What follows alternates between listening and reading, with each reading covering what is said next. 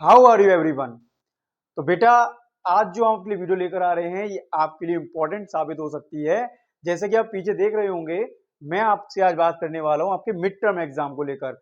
आपके mid term exam आने वाले हैं।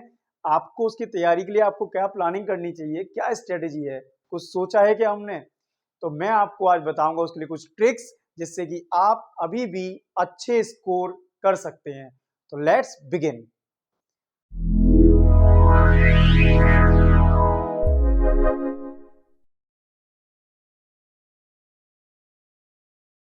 तो देखिए बेटा, जैसे हमारे पास हमको पता है कि मिड टर्म एग्जाम आने वाले हैं कुछ स्कूल्स में, आपके लास्ट अगस्त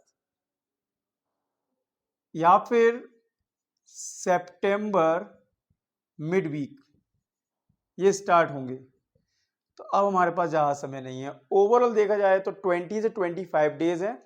तो क्या हम ऐसा कर सकते हैं, किस किस चैप्टर्स को हमारे पास मिलना चाहिए या फिर किसकी तैयारी हमें करनी चाहिए, कौन कौन से चैप्टर आ जाएंगे, क्या क्वेश्चन रहेंगे, क्या पैटर्न रहेगा, तो उसी के बारे में बात करेंगे। सबसे पहले हम आपके बारे में बात करते हैं बेटा कि आपको सबसे पहले पार्टनरशिप पार्टनरशिप बेटा पूरी तरीके से खत्म करनी होगी, क्योंकि ये तो कंपलसरी सभी आपको पता है कि आपके एग्जाम में ये आने वाला है। तो ओवरऑल पार्टनरशिप को लेकर आपको करना चाहिए। पार्टनरशिप का chapter number 1 to 5, fundamental, change in profit sharing among the existing partner, goodwill valuation, admission, retirement, death, dissolution, बहुत कुछ है करने के लिए। ठीक है। इसके अलावा अगर आपके पास सेकंड बुक से शेयर आ रहा है तो उसके लिए मैं आपको बता सकता हूं, या फिर अगर वो शेयर नहीं रहेगा तो वो जो थर्ड बुक है आपकी फाइनेंशियल स्टेटमेंट, उसमें से आपको देखने को मिल जाएगा चैप्टर नंबर 1 और chapter number 2, other than accounting ratio. तो जैसा कि मुझे पूरा पूरा श्योरिटी है कि आपका जो एग्जाम और जो मिड टर्म होने वाला है उसका सिलेबस कुछ ऐसा रहने वाला है, पार्टनरशिप या फिर शेयर, शेयर या इसमें से कुछ एक। मतलब पार्टनरशिप तो कंपलसरी आने वाली है, नो डाउट, लेकिन शेयर या फिर चैप्टर 1 और 2 तो उसमें रहेगा, या फिर अकाउंटिंग रेशियो। तो इन शॉर्ट पार्टनरशिप तो कंफर्म है, या इनमें से कुछ एक लेके चलेंगे आप। तो मैं आपको पूरी तरह से बता देता हूं कि पार्टनरशिप में कौन कौन से चैप्टर हैं, आपकी क्या कैलकुलेशन हो सकती है, तो उसको लेके आप समझिए। पहले मैं बात कर लेता हूं आपके साथ पार्टनरशिप की, राइट। तो पार्टनरशिप में सर क्या आ सकता है, मैं चैप्टर वाइज आपको इंपॉर्टेंट चीजें बता देता हूं बेटा, उतना कर लीजिएगा, आप अच्छे मार्क्स स्कोर करेंगे। लेकिन हाँ, मैं ये जरूर कहना चाहूंगा, मेरे पास कोई झूठी बातें नहीं है कि किस तरह से एक दिन में ही करें 90% स्कोर, बेकार की बातें होती हैं ये। आपको पढ़ना तो होगा, लेकिन हाँ, मैं आपकी इतनी मदद कर सकता हूं कि आप पूरा सब कुछ ना पढ़कर केवल वो पॉइंट पढ़ें, जिससे कि आप अच्छी तरह से स्कोर कर पाए कम समय में। तो चैप्टर नंबर 1 जो पार्टनरशिप का रहता है बेटा, that is fundamental, fundamental of partnership, right. तो इसमें मिनिमम आपको कम से कम बेटा ये जो टॉपिक हैं ये करने चाहिए आपको, जिसमें इंटरेस्ट ऑन ड्राइंग कंफर्म मिलेगा जी, आपको कंफर्म, ये आपको मिलेगा ही मिलेगा एग्जाम में। Interest on drawing, partner commission 110% ये मिलने वाला है आपको, ये टॉपिक। ठीक है, ये कंफर्म मिलने वाले हैं आपको। Interest on drawing, partners capital, other than interest on capital भी रहेगा। और मैं आपको एक चीज बता देता हूं कि अगर वो इंटरेस्ट ऑन कैपिटल वाला टॉपिक लेके चलते हैं आपके टीचर्स, तो उसमें क्लोजिंग कैपिटल आपको गिवन होगी। तो याद रखना कि ओपनिंग कैपिटल निकालनी पड़ेगी आपको, क्योंकि interest on capital opening capital पे दिया जाता है। तो अगर वो थोड़ा सा भी ट्विस्ट करते हैं क्वेश्चन को, तो आपको क्लोजिंग कैपिटल क्वेश्चन में दे रखी होगी, क्लोजिंग कैपिटल आपको ओपनिंग कैपिटल में जाना होगा। और अगर इजी वे में वो रखा तो आपको ओपनिंग कैपिटल दी होगी। तो आपको कम से कम इस तरह से चलना चाहिए। ठीक है। इसके बाद पी एंड एल एप्रोप्रिएशन का फॉर्मेट अच्छी तरह से माइंड में सेटअप कर लीजिए। क्या पॉइंट कहां आता है? Partners capital, partners capital. Sir इसमें क्या क्या कर लें? तो आप लिख लीजिए, मैं बोल रहा हूं पार्टनर्स कैपिटल में बेटा आपको पता है कि दो तरह के अकाउंट बनते हैं, फिक्स्ड एंड फ्लक्चुएटिंग। अब आपसे पूछ सकते हैं कि फिक्स्ड कैपिटल में कितने अकाउंट बनते हैं, उसके नाम बताइए। तो आप उसके नाम पता होने चाहिए, बताइए उसके नाम, कमेंट में बताना। चलो मैं बता देता हूं, मुझे पता है आप लोग करोगे नहीं, क्योंकि उसका क्या रहता है कि फिक्स्ड मेथड में आपके दो अकाउंट होते हैं, पार्टनर्स कैपिटल एंड करेंट, और फ्लक्चुएटिंग में एक ही रहता है। अब आपसे इसके बैलेंस पूछ सकते हैं कि फिक्स्ड में जो पार्टनर्स कैपिटल उसका बैलेंस क्या है, क्रेडिट या डेबिट, करेंट का बैलेंस क्या है, फ्लक्चुएटिंग का बैलेंस क्या होता है। तो ये आप पता करिए कम से कम कि पार्टनर्स कैपिटल में इतना तो पूछ ही लेंगे आपको। जितना मैं बता रहा हूं बेटा इसमें से ही पेपर आने वाला है, आप लिख के रख लीजिए इस बात को। पार्टनर्स कैपिटल के बाद पीनल एप्रोप्रिएशन के बाद मोस्ट इंपॉर्टेंट पास्ट एडजस्टमेंट अच्छी तरह से कर लीजिए। देखो मिड टर्म है तो हो सकता है आपके टीचर आपको एक मॉडरेट पेपर देने की कोशिश करें, हो सकता है कि वो पास्ट एडजस्टमेंट इस बार ना दें, लेकिन बेटा इसकी श्योरिटी भी बहुत होती है कि देना भी चाहिए, क्योंकि बोर्ड में तो ये आने ही वाला है। तो अगर किसी वजह से मिड टर्म में आपके टीचर ने नहीं दिया, आपके ऊपर थोड़ी कृपा दिखा दी कि अरे मेरे बच्चे थोड़ा सा परेशान हो जाएंगे, लेकिन ये फाइनल में बोर्ड में आने वाला है, तो आपकी मेहनत बेकार नहीं जाने वाली है। लेकिन मैं आपको ऑर्डर वाइज दे दिया है कि कम से कम पहले इतना इतना, फिर लास्ट में ये करना ही करना है चैप्टर नंबर 1 को लेकर। आई होप कि आपको समझ में आ गया हो, कम से कम इतना को लेकर चलना ही चलना है। ठीक है, अब हम बात करेंगे chapter number 2, goodwill valuation. Goodwill valuation देखिए चैप्टर नंबर 2। तो देखो chapter number 2 goodwill valuation is so important, बहुत ज्यादा इंपॉर्टेंट है। और एक बात की मैं आपसे बात कहना चाहूंगा कि आपने देखा होगा जब आप एडमिशन चैप्टर कर रहे थे या रिटायरमेंट आप डेथ कर रहे होते हैं, तो ज्यादातर जो गुडविल वैल्यूएशन होता है एवरेज प्रॉफिट मेथड से पूछा जाता है। तो एवरेज प्रॉफिट मेथड तो वैसे ही इंपॉर्टेंट बन जाता है, लेकिन अगर इस चैप्टर में से वो केवल एक गुडविल का क्वेश्चन देना चाह रहे हैं तो सीधा सिंपल एवरेज गुडविल वाला क्वेश्चन तो हो ही नहीं सकता। मेरी बात समझे मैं क्या कहना चाह रहा हूं? क्योंकि एडमिशन रिटायरमेंट डेथ में हर एक में आपने देखा होगा गुडविल जो वैल्यू की करनी पड़ी थी हमें एक क्वेश्चन में, वो एवरेज प्रॉफिट मेथड को लेकर करी थी। तो एवरेज प्रॉफिट मेथड कहीं ना कहीं इंपॉर्टेंट भी होता है और कहीं ना कहीं कॉमन भी रह जाता है। तो अगर इस चैप्टर में से अगर वो गुडविल का एक क्वेश्चन देना चाहते हैं आपको, तो एवरेज प्रॉफिट मेथड के पॉसिबिलिटी बहुत कम हो जाती है। तो अगर वो आपको देना चाहेंगे तो सुपर प्रॉफिट मेथड से गुडविल, सुपर प्रॉफिट मेथड, उसमें भी सिंपल सिंपल सीधा सीधा नहीं होगा। हो सकता है कि आपको गुडविल कैलकुलेट करके पहले से ही दियो और आपसे बोल दिया जाए सुपर प्रॉफिट का कैलकुलेशन करें या फिर एवरेज प्रॉफिट का कैलकुलेशन करें। ठीक है, तो आप मेरे समझ पा रहे होंगे सुपर प्रॉफिट किस तरह से आने वाला है। ज्यादा से ज्यादा इतना ही घुमा सकते हैं। सुपर प्रॉफिट के अदर देन में अगर आप capitalisation method, capitalisation method average profit के बेस पे जो करते हैं हम, एक ये, तो गुडविल में आपको इसको इन दोनों को अच्छी तरह से कर लीजिए। एवरेज प्रॉफिट आपको मैं इसलिए स्पेशल नहीं बोल रहा हूं क्योंकि आपने उसको बहुत बार किया हुआ है। ठीक है, तो अगर आपको लगता है कि नहीं एवरेज प्रॉफिट हमें करना चाहिए तो बहुत बार आ चुका, आपका रिवीजन में हो गया होगा अगर आपने थोड़ा भी ध्यान दिया। लेकिन गुडविल वैल्यूएशन के चैप्टर में ये दो फॉर्मूले बहुत इंपॉर्टेंट रहने वाले हैं। ओके, गुडविल वैल्यूएशन चैप्टर के बाद हम बात करेंगे डायरेक्ट एडमिशन चैप्टर को लेकर। तो उसको देखिए एडमिशन चैप्टर में क्या आ सकता है, और जितना मैं बता रहा हूं बेटा इतना ही कर लो, क्योंकि अगर ये मैं उनके लिए बोल रहा हूं जिसकी तैयारी नहीं है, तो उसके लिए मैं कम से कम इतना कंसंट्रेट बता देता हूं कि अगर वो इतना भी पढ़ते हैं तो अप्रोक्स 60% अब वो इसमें स्कोर कर लेंगे। जिसकी तैयारी बिल्कुल भी नहीं है उनके लिए बता रहा हूं मैं। चैप्टर नंबर 3 की हम बात करें तो admission of partner, admission of partner, और इसके साथ में ले लेता हूं retirement and death, retirement and death. तो बेटा ये जो दो चैप्टर हैं, अगर हम बोर्ड की बात करें तो एडमिशन और रिटायरमेंट जो 6 मार्क्स वाला क्वेश्चन रहता है बेटा, इसमें चॉइस मिलती है, कंफर्म मिलती है, मिलनी ही चाहिए अगर वो पैटर्न हम बोर्ड का रखते हैं। तो आपके टीचर अगर मिड टर्म का एग्जाम बनाने हैं आपके लिए, तो अगर ये दो चैप्टर उसमें हैं तो डैम श्योर कि आपको वो चॉइस देने वाले हैं। ठीक है। अगर आपके पेपर में चॉइस आती है, आपने इससे पहले ही पेपर कभी दिए होंगे और अब देखो कि आपके टीचर्स का जो स्कूल में एग्जाम पैटर्न होता है, तो बहुत से टीचर्स होते हैं कि चॉइस देते ही नहीं है, उन्होंने बोल हम चॉइस देंगे ही नहीं।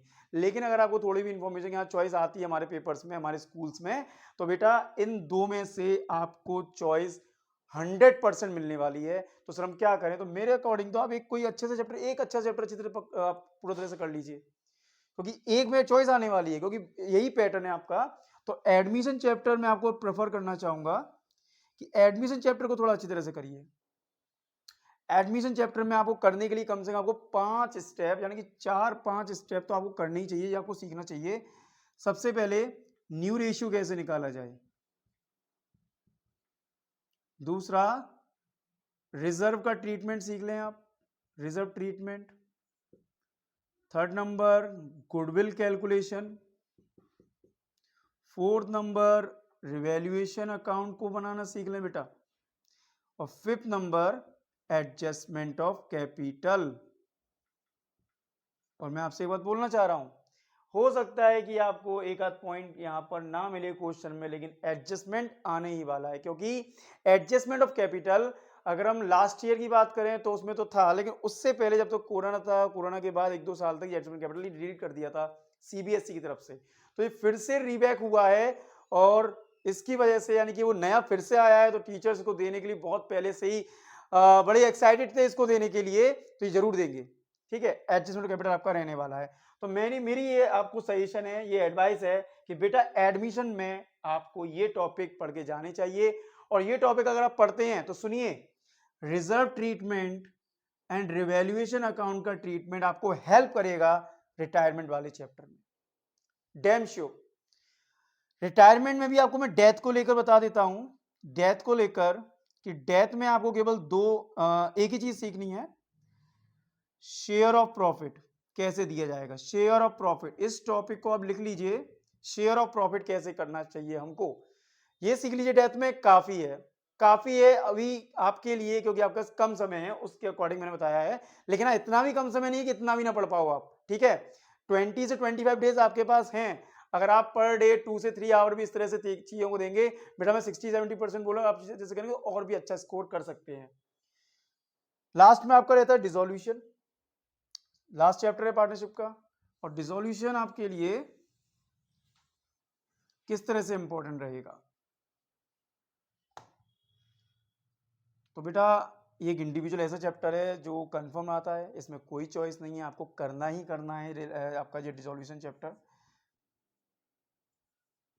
तो सर इसमें कुछ टॉपिक जो हम कर लें तो बेटर रहेगा। बिल्कुल, रियलाइजेशन अकाउंट बनाना सीखिए तुरंत। रियलाइजेशन अकाउंट किस तरह से हम प्रिपेयर कर सकते हैं, कि रियलाइजेशन अकाउंट में हम क्या क्या चीज़ें ले सकते हैं, किस तरह से वो बनता है। और ज़्यादा हाई नहीं आने वाला, इसके एडजस्टमेंट भी कुछ ज़्यादा हाई नहीं जाने वाले, मॉडरेट रहेंगे क्वेश्चन। अगर आप देखें तो आपकी बुक के अकॉर्डिंग अगर आप डीके गोल्ड प्रेफर करते हैं तो 16, 17, 18 नंबर तक के क्वेश्चन आप कर लीजिए, इसका आपका बहुत बहुत आपको बेनिफिट मिलेगा। तो रियलाइजेशन अकाउंट देखिए आप, और रियलाइजेशन के साथ साथ आपका पार्टनर्स कैपिटल तो इसमें रहता ही है, पार्टनर्स कैपिटल। और लास्ट कैश अकाउंट या फिर बैंक अकाउंट, जो भी आपसे बनवाया जाए। बैलेंस शीट इसमें होती नहीं है, बच गए आप लोग। ठीक है, तो इस तरह से आपको पार्टनरशिप को लेकर इतना रहेगा, और आपको इतना लेके चलना चाहिए, क्योंकि अगर इतना भी नहीं कर पा रहे हैं तो बेटा बोर्ड भी आने वाला है, वो कैसे प्रिपेयर करेंगे आप। तो मिड टर्म एग्जाम आपको मोटिवेट करता है, मिड टर्म एग्जाम छोड़ने की सोचना भी नहीं है, यार ठीक है देखेंगे बाद में, बिल्कुल नहीं। आपको अपनी तैयारी का पता चलेगा, आपको मोटिवेशन मिलेगा, और आपकी जो भी नेगेटिव चीजें रहेंगी वो आपके सामने आएंगी, और आपको आगे के वर्क के लिए आपको अवेयर एंड प्रिपेयर दोनों ही करेंगी। अब जैसे मैंने बोला पार्टनरशिप तो आने ही वाला है, फिर इसमें मैंने सेकंड में मैंने रखा, या तो शेयर आएगा आपके में या फिर ये। ठीक है, शेयर में हम क्या करें सर, ओके, शेयर को लेकर बताता हूं मैं। शेयर चैप्टर में, इशू ऑफ शेयर में एक प्रोराटा का क्वेश्चन रहेगा, प्रोराटा, समझ में आ रही है बेटा, प्रोराटा का क्वेश्चन रहेगा। और प्रोराटा क्वेश्चन में भी एक ऐसा क्वेश्चन रहेगा जिसमें रमेश नाम का एक शेयर होल्डर है जिसने अप्लाइड किया था 5000 शेयर्स के लिए, लेकिन उसको अलॉट कितने हुए हमें नहीं पता, क्योंकि वो तो हमें निकालना पड़ता है। तो अलॉट कितने हमें नहीं पता, वो हमें निकालना पड़ता है, और उसने नहीं दिया नॉट पे अलॉटमेंट, नॉट पे अलॉटमेंट। फिर एक दूसरा शेयर होल्डर जिसका नाम रमेश से मिलता जुलता होगा, सुरेश, दिनेश, महेश, पता नहीं क्या राइमिंग में मजा आते हैं इन लोगों को, लेकिन चलता है। हाँ, लेकिन आपकी क्लास टीचर बना रहे हैं इस समय, क्लास की अगर टीचर बनाना तो हो सकता है वो थोड़ा इफेक्टिव या फिर डिफरेंट करने के लिए रमेश के नाम ए और बी कर सकते हैं। तो सुरेश जो एक शेयर होल्डर है जिसने अलॉट हुए थे उसको 4000 से, अलॉट, यहां पर अप्लाइड, यहां अलॉट, ये इस तरह का क्वेश्चन। और ये जो क्वेश्चन आपको मिलेगा बोला हुआ 50-60 वाले क्वेश्चन जो होते हैं डीके गोयल के अकॉर्डिंग, वो वहां पर आपको मिल जाएगा। इंपॉर्टेंट क्वेश्चन अगर मैं डीके गोयल को रेफर करूं आपको, तो इंपॉर्टेंट क्वेश्चन कुछ इस तरह के आप कर लेंगे तो आप बेटर रहेगा। जैसे एक क्वेश्चन है हिंदुस्तान लिमिटेड, हिंदुस्तान लिमिटेड, ठीक है। एक क्वेश्चन आपका है दुर्गा लिमिटेड, ठीक है। तो ये बहुत हाई लेवल के क्वेश्चन मैं आपको बता दे रहा हूं, अगर आप यहां तक कर लेते तो बहुत ही बेटर है, तो शेयर पूरा खत्म हो गया, लेकिन नहीं सर हमें इतना तो नहीं हो पाएगा। तो 50-60 तक के क्वेश्चन जो इसमें इस तरह का क्वेश्चन रहने का बहुत ज्यादा इंपॉर्टेंट हो जाएगा, ठीक है। अदर देन इसके लिए आप एक परचेज कंसीडरेशन का क्वेश्चन कर लीजिएगा, परचेज कंसीडरेशन, ठीक है। और परचेज कंसीडरेशन क्वेश्चन को करने के लिए गुंजन लिमिटेड वाला क्वेश्चन है, गुंजन लिमिटेड, तो उसको एक बार आप लगा के देख लीजिएगा, गुंजन लिमिटेड वाला क्वेश्चन, ठीक है। तो शेयर में इतना इनफ है, अगर आप इस लेवल तक की चीजों को कर लेते हैं हो गया शेयर, कुछ नहीं है फिर। हाँ, अब हम बात करेंगे चैप्टर 1-2, अगर वो रहता है तो थर्ड बुक में, थर्ड बुक में अगर ये रहता है फाइनेंशियल स्टेटमेंट में, थर्ड बुक, थर्ड बुक जिसमें चैप्टर वन बेटा एक थ्योरिकल सब्जेक्ट है, थ्योरिकल चैप्टर है, मतलब इसमें थ्योरी है बेटा, ठीक है। अब तो थ्योरी कितनी कर लें हम इसमें, तो आपके सर ने बिल्कुल जरूर कुछ ना कुछ थ्योरी नोट्स लिखवाए होंगे, अगर वहाँ पे भी नहीं लिखवाए हैं तो बहुत सारी जगह अवेलेबल रहता है आपको थ्योरी को लेकर, तो आप कहीं से भी इसको फाइंड आउट कर लीजिए, थ्योरी है, ज़्यादा नहीं रहेगा। चैप्टर 2 में भी थ्योरी है, तो और वैसे भी पेपर में थ्योरी ज़्यादा नहीं रहने वाली है, वो ज़्यादा से ज़्यादा 10 मार्क्स की थ्योरी आपके पास रहेगी। तो चैप्टर 1-2 में थ्योरी थोड़ी बहुत रहेगी। और हम बात करें अकाउंटिंग रेशियो की, तो देखो बेटा,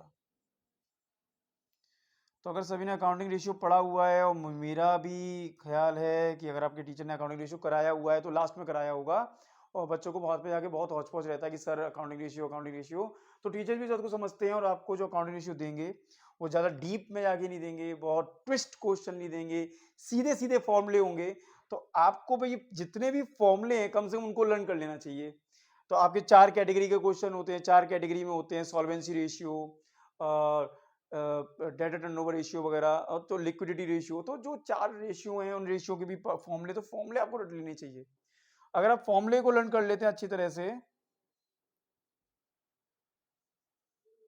और जिसमें आप बेसिक बेसिक क्वेश्चन लेके चलते हैं, तो बेटा आपका अकाउंटिंग रेशियो हो जाएगा। क्योंकि लास्ट में कराते हैं टीचर, तो मान लीजिए अगर आप कुछ स्कूल में भी चल रहा होगा, या फिर खत्म होने वाला होगा, या फिर स्टार्ट होने वाला होगा, बड़ी बात नहीं है, तो अकाउंटिंग रेशियो लास्ट में चलता है, तो ज़्यादा डीप नहीं जाते हैं टीचर्स, क्योंकि उनको खुद को पता है कि बच्चों को अभी इतना तैयार नहीं है। लेकिन हाँ, वो बेसिक जरूर देंगे आपको, जिसमें अगर आपको मैं आपको लेके चलूँ तो एक लिक्विडिटी रेशियो, करेंट रेशियो, इसमें से जरूर कुछ ना कुछ आ जाएगा 110%।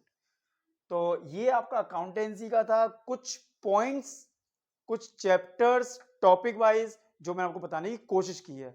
तो प्लीज आप इसको करिए और बहुत अच्छे से आपका स्कोर रहेगा, ठीक है। चलिए, थैंक यू।